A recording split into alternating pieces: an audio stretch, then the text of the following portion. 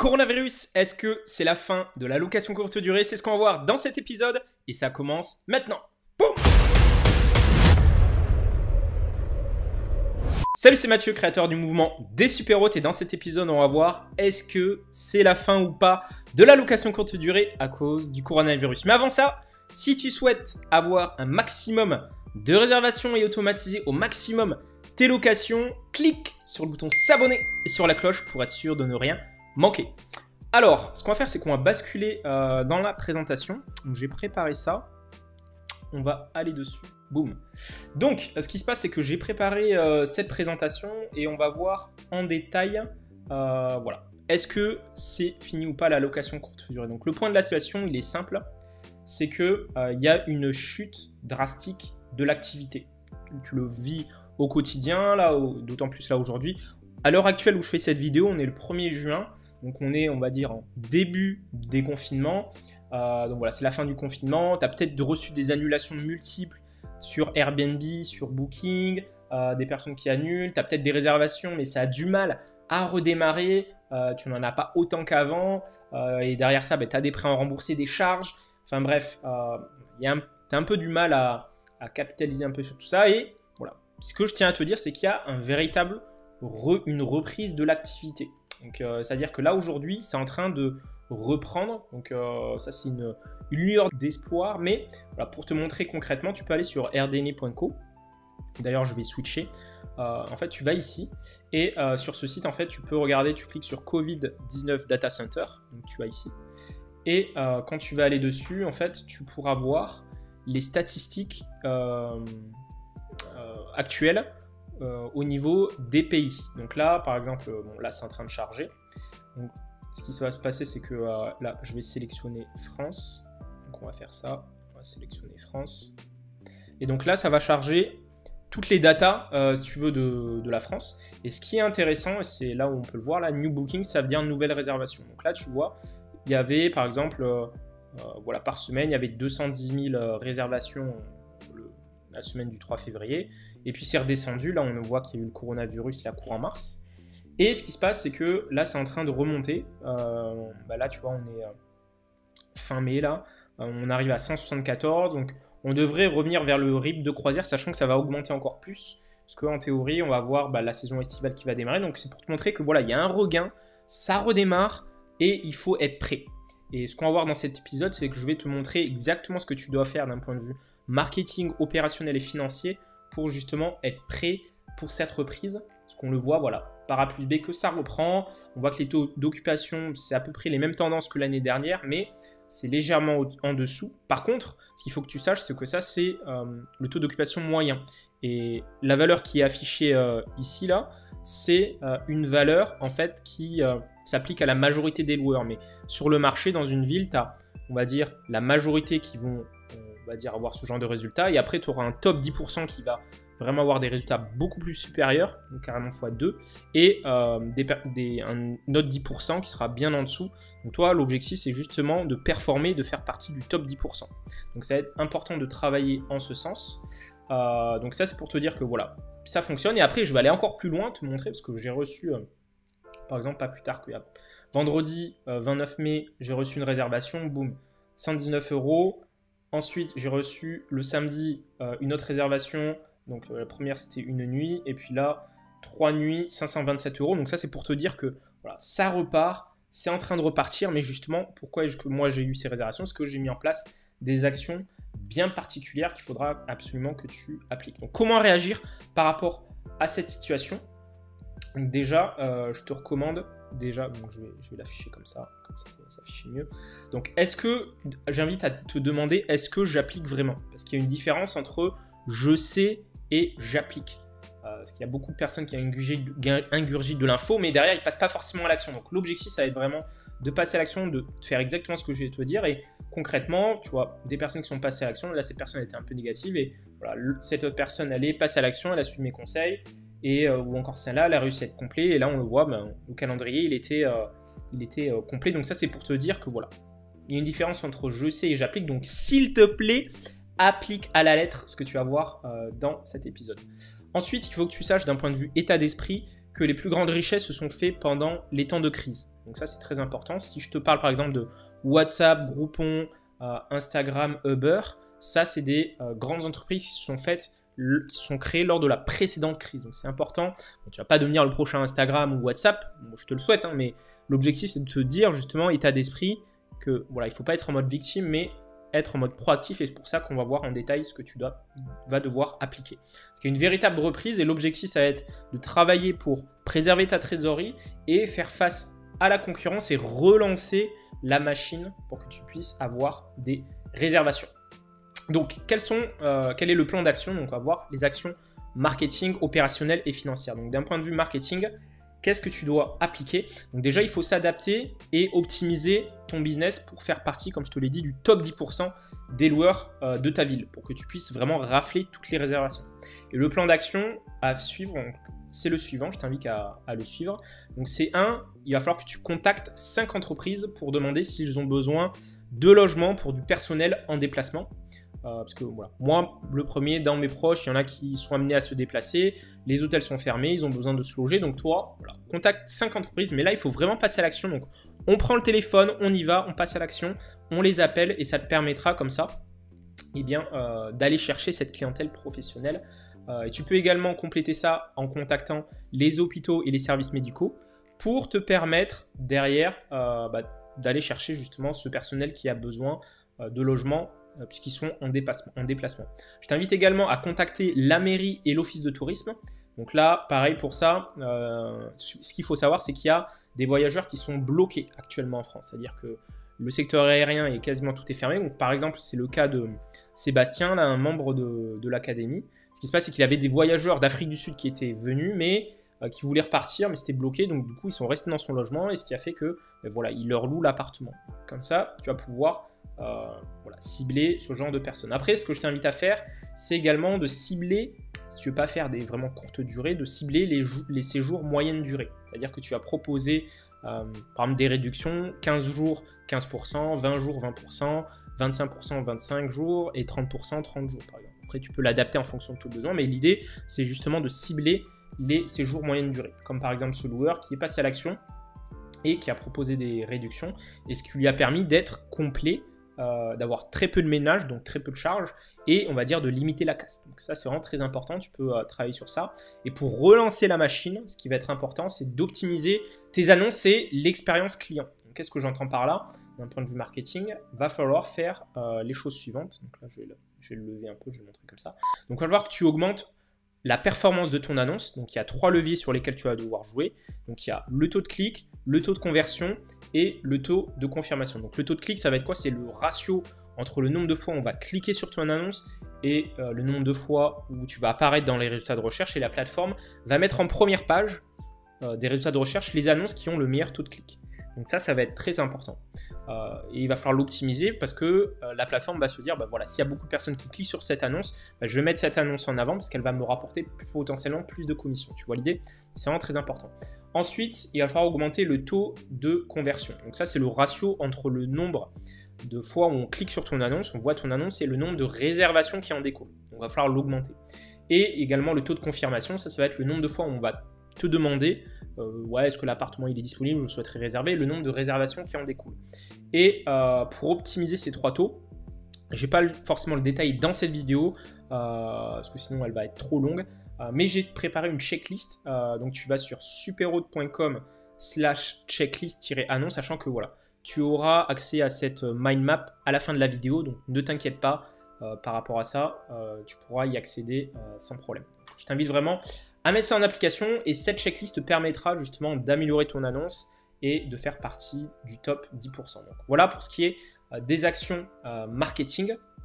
Et on va voir maintenant les actions à faire d'un point de vue opérationnel. Alors, qu'est-ce qu'il faut faire d'un point de vue opérationnel? Donc déjà, revoir les fondamentaux de l'immobilier. Donc qu'est-ce que j'entends par là? Va falloir revoir en fait tout ce qui est étude de marché, donc de bien s'assurer de faire un petit constat de tous tes investissements, de vérifier que voilà, tu les as bien achetés en dessous du marché, même si tu as des acquisitions qui vont peut-être arriver, de ne pas oublier d'appliquer les fondamentaux de l'immobilier, donc à savoir de bien faire son étude de marché pour acheter au bon prix, derrière d'avoir ce que j'appelle des biens liquides, c'est-à-dire que l'objectif en fait ça va être qu'à tout moment tu puisses être en mesure de revendre ton appartement et de faire une plus-value en fait. C'est-à-dire qu'il faut, voilà, à tout moment, ne pas avoir la problématique de, imaginons que tu achètes un logement, j'en sais rien, par exemple à 200 000 euros, tu le mets en courte durée, pendant 2 ans, tu vas générer peut-être 50 000 euros, plus-value potentiellement donc 50 000 en plus, donc ça fait 250 000, mais ce qui va se passer, c'est que peut-être que tu vas le revendre 150 000 parce que c'est la crise, du coup c'est bradé, mais tu auras généré 50 000, donc au final tu auras fait une opération blanche. Et donc l'idée c'est que en dehors de l'exploitation, il faut qu'à tout moment tu puisses revendre ce bien et d'avoir ce qu'on appelle un bien qu'on appelle liquide.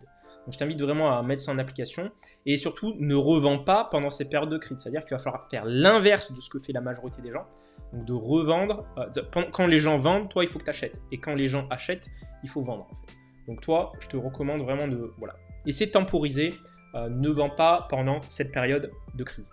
Ensuite, autre point qu'il va falloir mettre en place, donc d'ailleurs aussi par rapport à l'étude de marché, si tu veux acheter des appartements, assure-toi que quand tu fais ton étude de marché, si tu veux faire de la courte durée, que ça fonctionne en meublé classique et que 70% des loyers en meublé classique couvrent ton crédit. Ce qui te permettra comme ça, voilà, à tout moment, d'avoir un bien liquide et d'avoir aussi la possibilité de changer de mode d'exploitation sans forcément impacter ta rentabilité. Donc indique-moi en commentaire si tu comprends bien l'idée, mais moi oui, j'ai bien compris si c'est bien le cas, et ça me permettra comme ça d'avoir un retour. Autre point, il va falloir faire la liste de toutes les dépenses. Donc ça, très très important, faut lister et avoir une visu sur ta trésorerie. Donc pareil dans l'académie, moi on a un fichier qui s'appelle Super Budget qui te permet de lister toutes tes dépenses et les recettes qui sont censées arriver, et ça te permet, voilà, dans les dépenses, tu auras tout ce qui est électricité, eau, l'assurance, charge de copro, téléphone, internet, enfin bref, la totale, tu vas lister tout ça, et ça te permettra comme ça de voir en janvier, février, juin, juillet, tous les mois de l'année, combien est-ce que tu vas avoir en termes de trésorerie. Ça te permettra d'avoir de la visibilité en fait, et d'anticiper, parce que vaut mieux anticiper en amont plutôt que d'être sur le fait accompli et de prendre des décisions sous l'émotion. Donc ça, très important.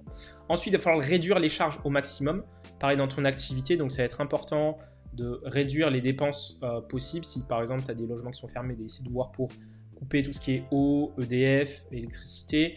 De demander également des reports et échelonnement des paiements. Donc tout ce qui est assurance, charge de copro, abonnement, internet, téléphone, taxes foncières. Donc ça va être très important de mettre ça en application.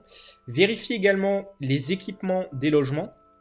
Donc, qu'est-ce que j'entends par là? C'est profite du moment, si tu as de la vacance, profites-en pour refaire. Bon, moi, par exemple, j'en ai profité pour mettre en place une climatisation. Parce que moi, il y a certains logements où je devais mettre en place une clim, mais pour mettre une clim, il faut une semaine et c'est difficile de caler une semaine comme ça dans un calendrier. Donc, j'en ai profité justement pour caler ça et refaire ma clim. Et il y en a qui font le chauffage, les portes, les fenêtres, enfin bref. C'est le moment de vérifier les équipements, donc de lister tout et de vérifier l'état de tout ça.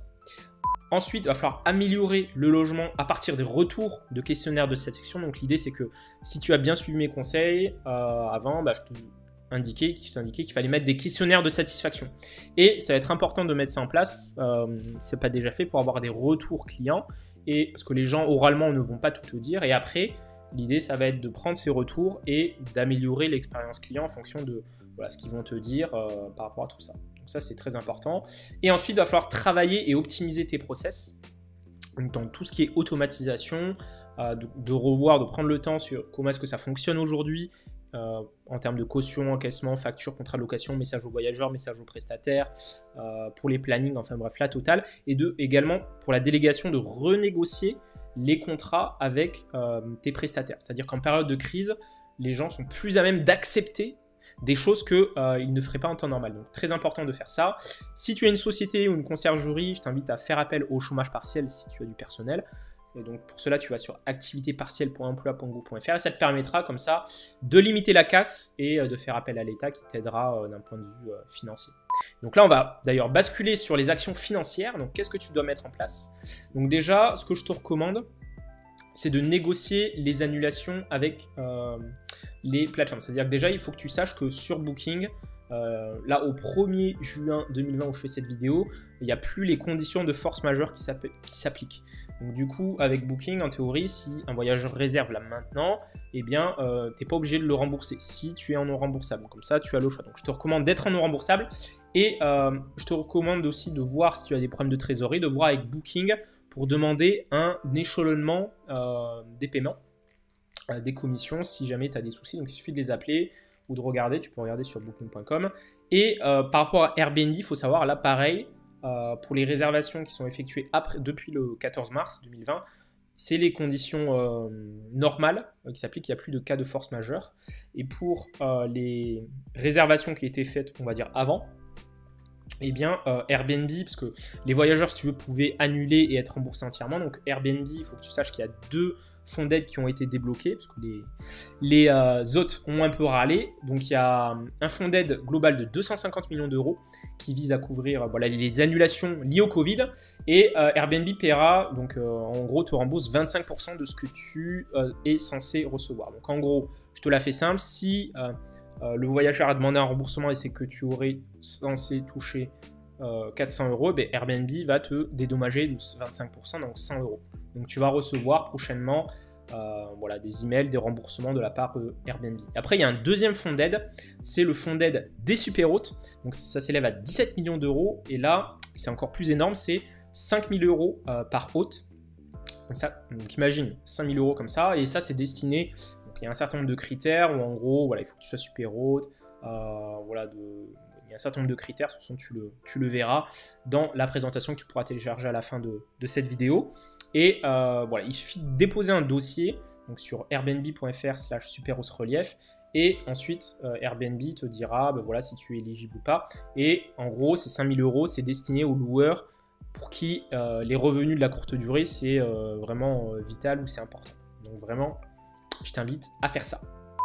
Ensuite, qu'est-ce qu'il va falloir faire? Il va falloir essayer de ne pas rembourser les voyageurs en cas d'annulation de réservation en direct. C'est-à-dire que si tu as des réservations en direct, sache que depuis le 25 mars, il y a une ordonnance 315 du gouvernement qui est sortie et qui en fait dit que tu n'es pas obligé de rembourser les voyageurs, tu n'es pas obligé, et que tu as 18 mois pour leur faire un report. Donc tout ça, c'est détaillé sur le site de legifrance.gouv.fr, ici.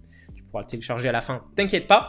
Et ça te permettra comme ça d'éviter les problèmes de trésorerie, de rembourser tout le monde et comme ça, tu as le choix, c'est toi qui décides, mais au moins tu es protégé. Donc c'est pour ça que c'est important d'avoir ta propre plateforme de réservation pour que tu puisses avoir des réservations en direct.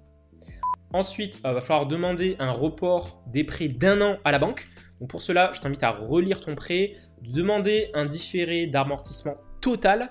Donc attention, ne pas y aller en touriste, donc bien préparer, relire le prêt, le contrat de prêt, demander un amortissement total, donc les intérêts plus le capital d'1 an.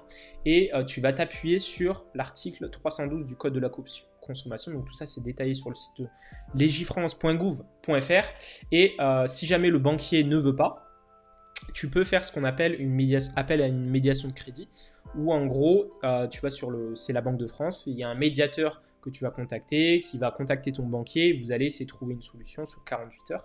Et si jamais ce n'est pas encore possible, tu peux actionner ce qu'on appelle la clause de modularité dans le contrat emprunteur, qui vise à changer le montant du crédit ou la durée, donc tout ça, ou suspendre tout ça. Donc tout ça, tu peux le faire dans le cadre du report des prêts d'1 an à la banque. Donc ça, très important. Ensuite, tu peux demander le fonds de solidarité. Donc ça s'élève à 1 500 euros. Donc là, pour ce faire, il y a une demande à faire. Tu vas sur impôts.gouv.fr, il y a une demande à faire, il y a un dossier à remplir. Et il faut tout simplement que tu aies un numéro SIRET, que tu fasses moins d'1 million d'euros et que tu aies moins de chiffre d'affaires que tu as fait l'année dernière. Donc tout ça, c'est détaillé. Je ne te donne pas le pourcentage parce que ça varie. Parfois, c'est 70, 50%. Donc ça varie au cours du temps. Mais là, il est encore temps de le faire. Donc si peut-être que là au moment où tu vois cette vidéo, peut-être que c'est plus le cas, mais vérifie, va sur impôts.gouv.fr, de toute façon tu auras le lien dans la vidéo.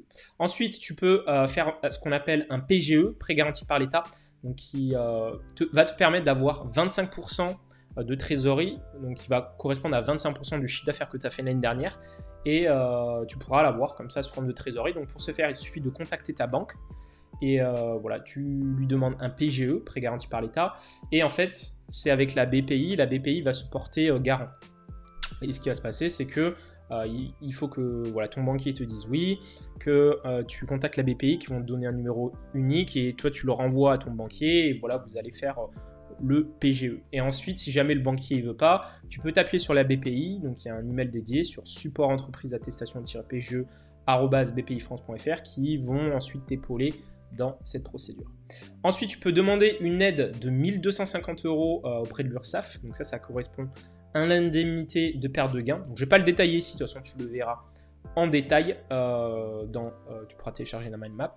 Et je t'invite également à demander le prêt tourisme BPI. Donc ça, si tu as déjà eu un PGE, tu peux demander 25% supplémentaire, donc c'est 50% en plus. Donc imagine, tu as 50% de trésorerie en plus. Et tout ça, c'est garanti, tout ça, c'est via la BPI, donc il suffit de les contacter sur bpifrance.fr. Ensuite, tu peux aussi faire appel à la BPI, comme tu vois qu'ils ont fait pas mal de choses. Tu peux demander un prêt rebond, donc ça c'est en dehors, donc ça c'est vraiment auprès de la BPI, et tu leur demandes un prêt. Et en gros, ça te permet de financer voilà, les besoins de trésorerie, de fonds de roulement, etc. Donc tout ça, c'est sur bpifrance.fr. Et c'est le prêt rebond. Après, je t'invite à contacter les collectivités locales, donc, parce qu'il y a des aides au niveau du gouvernement et après chaque ville, si tu veux, a des aides particulières. Donc, par exemple, c'est le cas à Lyon, à Bordeaux, à Toulouse, etc. Il y a des aides particulières, donc je t'invite à contacter la chambre de commerce et de l'industrie de ta ville et la chambre des métiers, parce que derrière, il y a des aides qui sont dédiées. Donc, je t'invite vraiment à passer à l'action. Donc, en conclusion, qu'est-ce qu'il faut dire? C'est que voilà, le marché, il va s'assainir, c'est pas la fin de la courte durée, on a tous été confinés, on veut tous qu'une chose, c'est partir, c'est sortir. Mais voilà, ce qui va se passer, c'est que voilà, il y a des personnes qui se sont lancées, ils n'ont pas forcément bien fait les choses. Il y a des personnes qui vont revendre. Et c'est là qu'on va voir les vrais investisseurs. Donc, je t'invite à rester calme, d'appliquer tout ce qu'on a vu d'un point de vue marketing opérationnel et financier. Attention à ton épargne, ne mets pas tous tes œufs dans le même panier. C'est-à-dire que si tu as de l'épargne, évite de mettre, j'en sais rien, plus de 100 000 € sur un compte bancaire. Essaie de séparer tout ça sur différentes banques. Et pareil, dans les banques, attention de ne pas mettre dans des banques qui appartiennent au même groupe. Par exemple, je crois que c'est la Banque Populaire et Caisse d'épargne, ça appartient au même groupe. Du coup, si ça fait faillite, dans les deux cas, voilà, c'est ballot. Donc, c'est important de bien séparer. Donc, tu peux prendre une banque en France, une banque en Allemagne comme N26, Revolut, etc. Donc, je t'invite à faire ça, de ne pas mettre tous tes œufs dans le même panier, c'est-à-dire d'avoir différents supports d'investissement.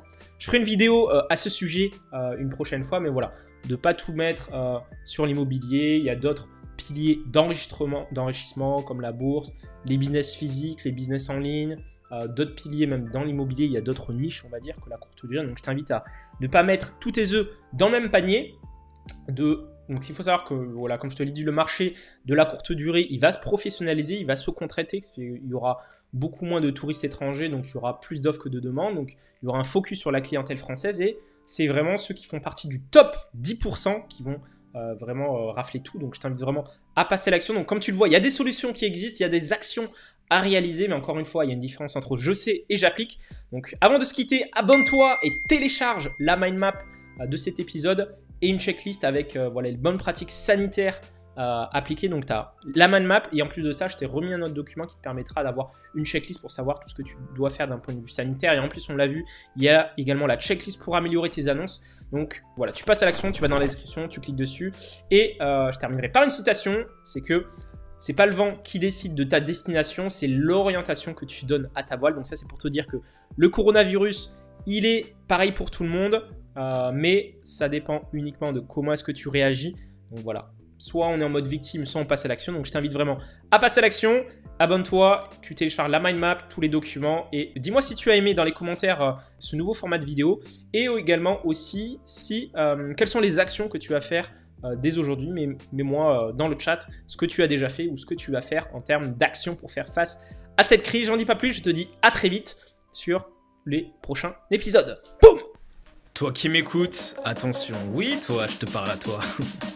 Surtout, ne passe pas à l'action après cette vidéo, non. Ne change rien, reste dans l'ombre et continue de galérer avec ta location courte durée.